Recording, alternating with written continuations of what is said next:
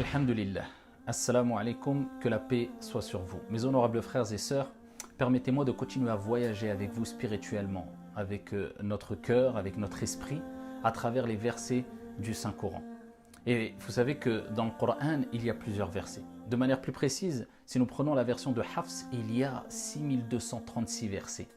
Des centaines, des milliers de versets qui ont été révélés par notre Seigneur Tabaraka wa Ta'ala. Tous grandioses, tous sublimes, tous qui demandent d'être médités, lus, compris. Mais parmi ces versets, il y a un verset qui est le plus grand, le plus important, le plus sublime, comme le prophète alayhi salatu wassalam nous l'a enseigné. Quel est ce verset coranique? Quel mérite renferme, quel trésor renferme ce verset coranique qu'on va découvrir? On va le voir incha'Allah. Je vous laisse le lire avec méditation et on se retrouve tout de suite incha'Allah.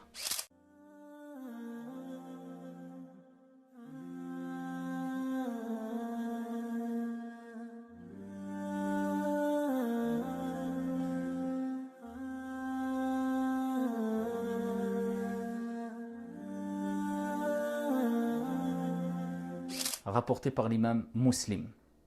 Ubay ibn Ka'b nous rappelle que le prophète alayhi afdalus salati wa taslim l'a interpellé et lui a dit: Ya Aba Munzir, quel est le verset coranique le plus important dans le Coran? Ubay ibn Ka'b, poussé par sa retenue, son respect, sa pudeur vis-à-vis du prophète alayhi afdalus salati wa taslim, il dit: Allahu wa rasuluhu a'lam.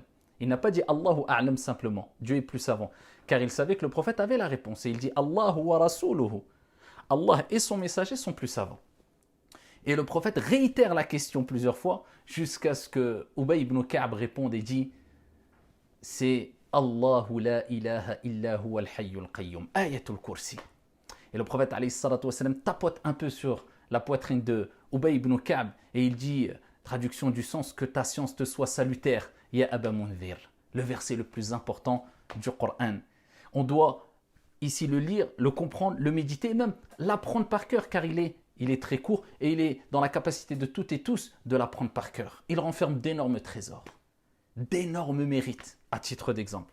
Rapporté par An-Nasa'i, le prophète sallallahu alayhi wa sallam nous dit: toute personne qui récite après chaque prière maktouba, obligatoire, après chaque prière obligatoire, ayatul kursi, ici le verset du repose-pied, eh bien, rien ne l'empêchera d'entrer au paradis si ce n'est al-maut, la mort. C'est-à-dire qu'entre lui et le paradis, il n'y a rien, si ce n'est cette étape qui est la mort. D'où la recommandation de réciter ce verset après chaque prière obligatoire. Mais réciter, que ce soit des invocations ou le Coran, on l'a bien compris, ça ne sert à rien si on ne le récite pas, si on ne récite pas ce qui fait partie de la révélation, que ce soit ici des versets coraniques ou des invocations, si le cœur n'est pas présent, avec concentration. Et pour cela, on se doit de comprendre ce qu'on récite.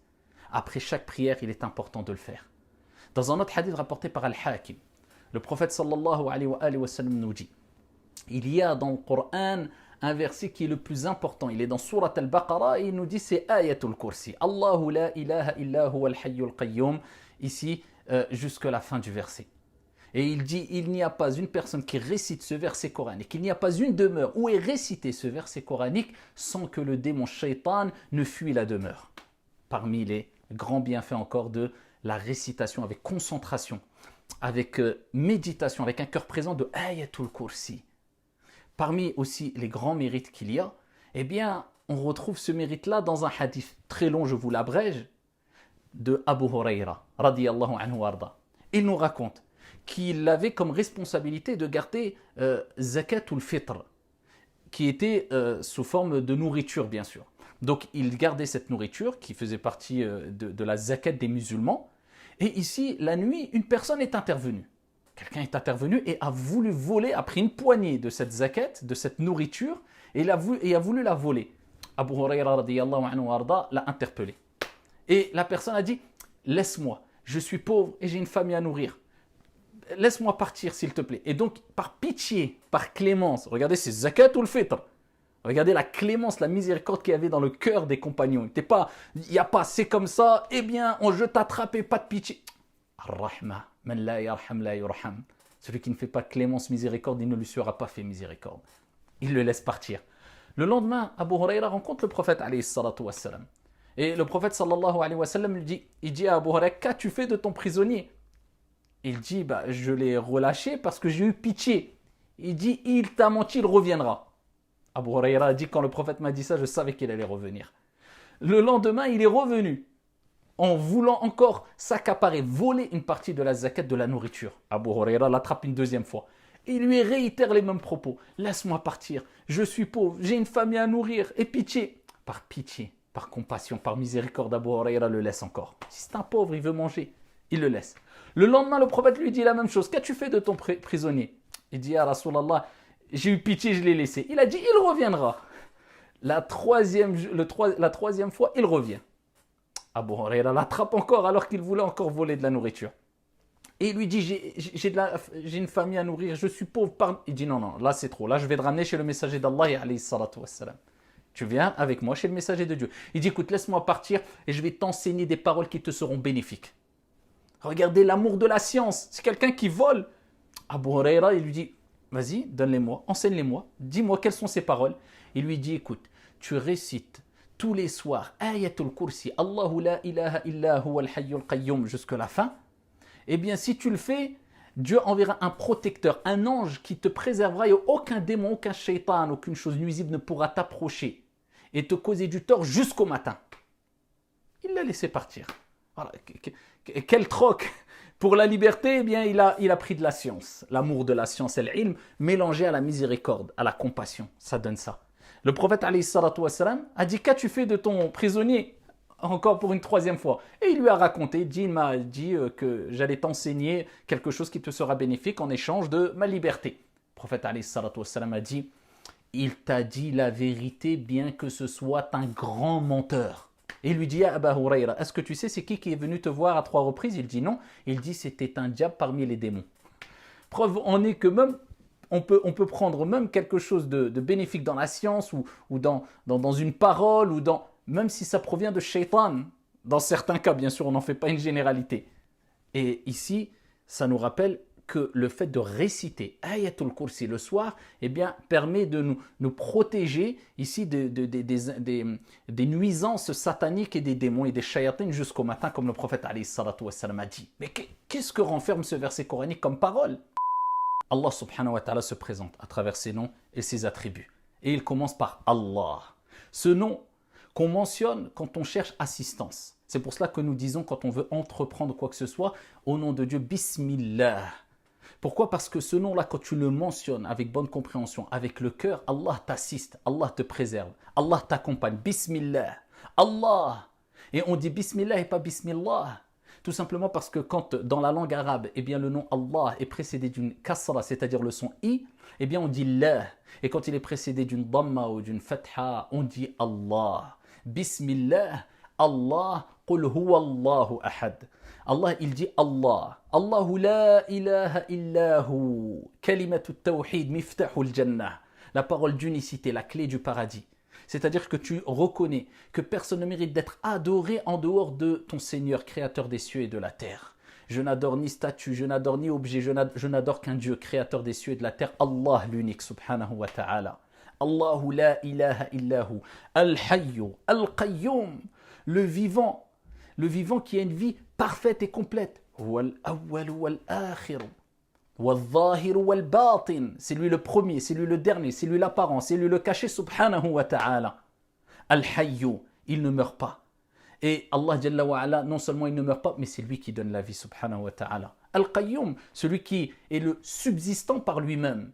Il n'a besoin de personne, mais c'est les gens qui ont besoin de lui, subhanahu wa ta'ala. Al-Hayyu al-Qayyum. La ta'khudhuhu sinatun wa la nawm. Ni somnolence, ni sommeil ne le prennent quand toi tu dors. Allah Jalla wa ala ne dort pas. Quand les gens sont insouciants, eh bien Allah ne l'est pas. Allah n'oublie pas. وَمَا كَانَ رَبُّكَ نَسِيًّا لَا تَأْخُذُهُ سِنَةٌ وَلَا نَوْمٌ. Ne t'inquiète pas, Allah surveille. Et c'est lui Ar-Raqib, d'une surveillance complète, d'une vigilance complète et parfaite. Al-Hayyu al-Qayyum. لَا تَأْخُذُهُ سِنَةٌ وَلَا نَوْمٌ لَهُ مَا فِي السَّمَاوَاتِ وَمَا فِي الْأَرْضِ. Tout ce qui est dans les cieux et dans la terre lui appartient, subhanahu wa ta'ala. Il n'a rien besoin, c'est lui le riche par excellence.